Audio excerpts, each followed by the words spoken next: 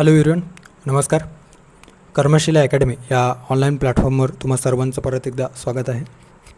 So एकंदरीतच काल जी काही कंबाईन गट ब पूर्वपरीक्षा पार पडली, सो त्याचं ॲन्सर की आज म्हणजेच मंडेला एकंदरीतच आयोगाने काय केलेलं आहे तर रिलीज केलेलं आहे.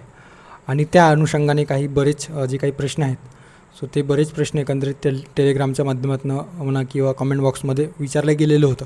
सो त्या अनुषंगाने आपण या ठिकाणी चर्चा करूयात. एकंदरीतच आपला वे फॉरवर्ड काय असायला पाहिजे, स्कोर किती येतो आहे, कट ऑफ किती लागू शकतो, सो ते आपण सगळ्या गोष्टींचा या ठिकाणी विचार करूयात. ओके, आता व्हिडिओ सुरू करण्यापूर्वी काही गोष्टी प्रिज्युडियसली डोक्यात ठेवणे म्हणजे काय म्हणू शकतो, जी काही वास्तविक परिस्थिती आहे तर वास्तविक परिस्थिती स्वीकारून इथून पुढे काय मार्ग असायला पाहिजे त्याचा विचार नक्कीच प्रत्येकाने केले पाहिजे. ज्याचा स्कोर जास्त येतो, ज्याचा स्कोर कमी येतो, या सर्वांनी.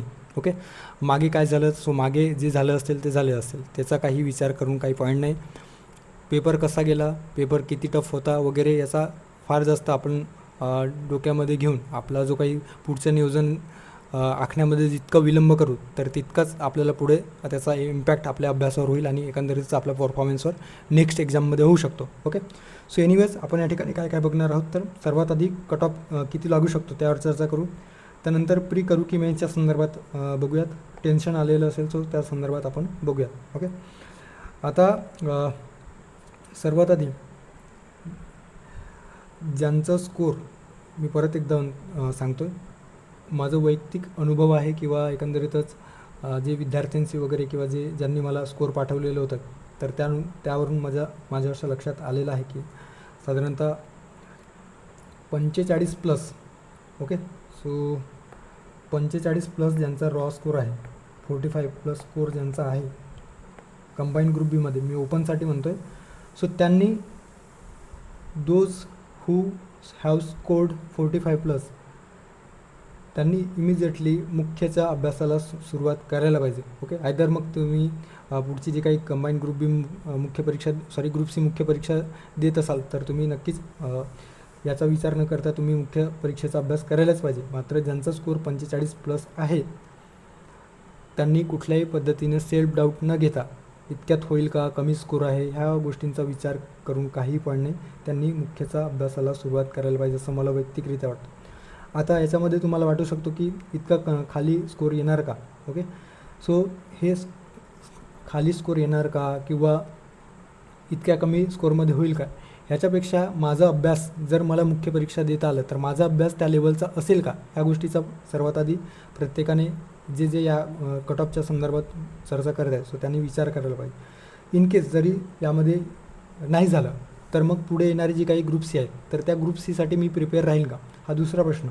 ओके, सो म्हणूनच या ठिकाणी जर तुम्ही मुख्य परीक्षेचा अभ्यास केलात, आतापासून सुरू केलात, तुमचे 45 प्लस स्कोर येतो आहे तर ॲटलिस्ट सेकंड ॲन्सर की किंवा रिझल्ट लागेपर्यंत तुमच्याजवळ एकंदरीतच काय असू शकतो तर मुख्यचा एकंदरीत प्रिपरेशन तितका जो अभ्यास आहे तर तुम्ही केलेला असणार आहे. जरी नाही झालं तर मग ग्रुप सी पुढे आहेच. ग्रुप सीमध्ये भरपूर जागा आहेत. यावेळेस बरेच जे काही नवीन संवर्ग याच्यामध्ये ॲड झाले तर त्याचा समावेश झालेला आहे नवीन संवर्गाचा, सो त्याचा एकंदरीत इम्पॅक्ट काय होणार आहे तर जास्तीत जास्त एकंदरीत पोस्ट आपल्याला दिसून येणार आहे ग्रुप सीमध्ये.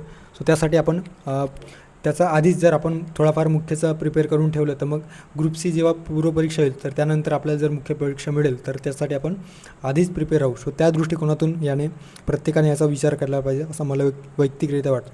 अगेन हे काही आयोगाचं असा ऑब्लिगेटरी सिच्युएशन नाही आहे की 45 प्लस स्कोर येईल किंवा 50 प्लस स्कोर येईल किंवा इतकं यापेक्षा जास्त लागेल यापेक्षा कमी लागेल. कल्पना, आपले विचार ह्या जे काही वास्तविक गोष्टी आहेत सो त्यापेक्षा जास्त भयावह असतात. सो त्यामुळे कल्पनांचा, आपल्या विचारांचा आपला स्कोर कमी येत असेल सो त्या गोष्टींचा विचार करून काहीही पॉईंट नाही. 45 प्लस स्कोर आहे, मला वाटतं 45 प्लस स्कोर आहे आणि मला परत ग्रुप सी पूर्वपरीक्षा द्यायची आहे. सो मी आता जर या रिझल्ट येईपर्यंतचा जो काही कालावधी आहे तर त्या कालावधीमध्ये जर मुख्यचा अभ्यास करून ठेवलं तर मलाच पुढे जाऊन एकंदरीत याचा हेल्पफुल किंवा हे जे काही अभ्यास आहे केलेला अभ्यास ते हेल्पफुल ठरणार आहे. ह्या दृष्टिकोनातून आपल्याला एकंदरीतच तयार राहायचं आहे किंवा ते एकंदरीतच डोक्यामध्ये ठेवायचं आहे. ओके, आता दुसरी गोष्ट, एक पुस्तक आहेत हायमन सुनीम यांनी, जे काही जपानी लेखक आहेत हायमिन सुनीम, सो यांनी लिहिलेलं एक पुस्तक आहे Wien things don't go your way. आता त्याच्यामध्ये त्यांनी काय म्हटलेलं आहे, तर आपल्या जे काही विचार आहेत आणि एकंदरीत तुम्ही स्पर्धा परीक्षा असेल, कुठल्याही गोष्टी असेल तुम्ही करत आहात, मात्र ज्या तुमचं परफॉर्मन्स असेल, तुमचं जे काही वर्क असेल किंवा तुम्ही जे काही कष्ट घेत आहेत तर त्याचं चीज होत नसेल आणि आपल्या बाजूने काही गोष्टी होत नसतील, सो अशा वेळेस आपण काय करायला पाहिजे, याच्यामध्ये त्यांनी फार सुंदर काही एक्झाम्पल दिलेलं आहे. ओके, सो त्याच्यामधलं एक त्यांनी असं म्हटलेलं होतं की कधीकधी एका चांगल्या गोष्टीसाठी एखादा तरी सेटबॅक आपल्याला मिळायला पाहिजे, जेणेकरून पुढे जर ती गोष्ट एखादी चांगली गोष्टी आपल्याला मिळणार असेल तर मागचा जो काही सेटबॅक आहे तर मागच्या सेटबॅकपासून आपल्याला ते जे काही येणारी जी चांगली गोष्ट आहे तर त्यासाठी आपण फुली प्रिपेअर राहतो. सो त्या दृष्टिकोनातून याच्यामध्ये आपल्याला या पुस्तकातून शिकायला मिळते की आपण सिच्युएशन कशी असली तर आपण मिळालेल्या गोष्टी ॲक्सेप्ट करणं आणि किंवा झालेल्या गोष्टी ॲक्सेप्ट करणं आणि पुढचं काय आहे ते विचार करणं. आता बरेच जण म्हणतील की माझा स्कोर कमी आहे तर मी मुख्याचा अभ्यास करायला पाहिजे का. ओके, माझं असं वैयक्तिक मत आहे की माझा स्कोर कमी आहे किंवा माझा स्कोर जास्त आहे म्हणून मी मुख्याचा अभ्यास करायला पाहिजे, यापेक्षा माझा मुख्याचा अभ्यास झालेला आहे किंवा मी किती अभ्यास केलेला आहे त्याच्यावरून मला मुख्य परीक्षा देण्याची संधी मिळायला पाहिजे, हे जे काही ॲटिट्यूड आहे किंवा हे जे काय म्हणू शकतो आपण विचारसरणी आहे तर ते कुठंतरी आपल्यामध्ये डेव्हलप व्हायला पाहिजे असं मला वैयक्तिकरित्या वाटतं. एनी हाऊ जर यावेळेस जर नाही झालं तर पुढे जर आपल्याला संधी मिळत असेल, आपल्याला परीक्षा द्यायला मिळत असेल तर त्यामध्ये किमान हा जो काही कालावधी आहे तर त्याचा जर आपण प्रॉपर युटिलाइज करून ठेवला तर त्याचा नक्कीच फायदा आपल्याला होणार आहे. ओके, सो त्या गोष्टीचा विचार करायचा आहे. कल्पना, विचार परत मी या ठिकाणी रिपीट करतो. आपले जे काही आपल्याला वाटतो की एखादा मित्राचा स्कोर जर चांगलं असेल, आपला स्कोर कमी असेल तर त्यावेळेस आपल्याला वाटतं की माझा स्कोर कमी आहे, त्याचा स्कोर जास्त आहे, मग माझं होईल का नाही. मग ते आपण त्याच याच्यामध्ये लूपमध्ये फसून एकंदरीतच आपला जो काही 2 दिवस 4 दिवस मग तो पूर्ण आठवडा त्यामध्ये निघून जातो आणि मग आपल्याला नक्की कळत नाही की आपण काय करावं. सो त्या गोष्टी टाळायच्या असतील तर जर तुमचा स्कोर 45+ असेल तर वेल अँड गुड, तुम्ही स्टार्ट करा. जर नसेल तरी तुम्ही ॲटलिस्ट पुढची जर पूर्वपरीक्षा तुम्ही नक्कीच देणार असाल तर तुम्ही मुख्यचा एनीहाऊ एकंदरीतच अभ्यासक्रम काय आहे त्या संदर्भात तुम्ही प्रिपेअर करायला पाहिजे असं मला वैयक्तिकरित्या वाटतं. अगेन ओपिनियन वेगवेगळा असू शकतो, कोणाचं ओपिनियन काही असू शकतो. सो आता जर जेन्युअनली जर आपण बघायचं झालं तर मी या ठिकाणी 45+ म्हटलेलं आहे, तरी मला असं वैयक्तिकरित्या वाटतं की 48 ते 52 यांच्या दरम्यान म्हणजे 4 जे काही स्कोर आहे या 4च्या रेंजमध्ये कुठेतरी कंबाईन ग्रुप बीचा एकंदरीत ओपनचा कट ऑफ लागेल. ओके, सो या दरम्यान कदाचित कट ऑफ लागू शकतो. सो त्या दृष्टिकोनातून तुमचा स्कोर या दरम्यान असेल तर तुम्ही डेफिनेटली स्टार्ट करायला पाहिजे. ओके, ओपन मेलच्या संदर्भात हे बोलतो. त्यानंतर तुम्ही त्याच्यातून 2-3 जे काही स्कोर आहे तर ते जागानुसार त्याच्यामध्ये व्हॅरी करू शकतात. सो तुम्ही ह्या गोष्टीचा विचार करायला पाहिजे. फार जास्त या ठिकाणी पण चर्चा करत बसणार नाही. Wien things don't go your way, तर आपल्याला काय करायला पाहिजे तर ॲक्सेप्ट करायला पाहिजे. जी सिच्युएशन आहे ते सर्वात आधी ॲक्सेप्ट करणे, त्याच्यातून काय आपल्याला शिकायला मिळतो त्या गोष्टीचा विचार करणे. झालेल्या ज्या काही चुका असतील तर ते नोट डाऊन करून ठेवा. परत त्या ज्या काही चुका आहेत तर ते रिपीट होता कामा नये. ह्या गोष्टीचा विचार प्रत्येकाने करायला पाहिजे असं मला वैयक्तिकरित्या वाटतं. नो डाऊट की paper difficult, medium to difficult लेवलचा होता. बरेच जे प्रश्न आहेत ते नवीन होते, काही फिरून आलेले होते.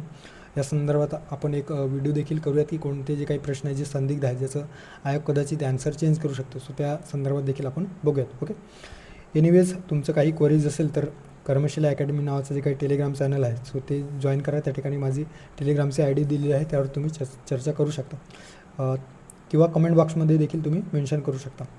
ओके, अगेन सांगतो की हे जे काही स्कोर सांगितलेलं आहे कट ऑफच्या संदर्भात हे मागील वर्षातील किंवा एकंदरीत डिफिकल्टी लेवलनुसार मी सांगितलेलं आहे. ह्याच्यामध्ये जर पोस्ट आणखी पोस्टाच्या संदर्भात किंवा एकंदरीत जागा किती आहे त्या संदर्भात मी जर आपण विचार केला तर साधारणतः 550+ सध्याच्या घडीला जी काही ॲड एकंदरीतच आयोगाने दिलेली आहे तर 550+ जे काही पोस्ट आहेत सो त्यानुसार मी हे एकंदरीतच या ठिकाणी रेंज काढलेलं आहे की या दरम्यान लागू शकतो.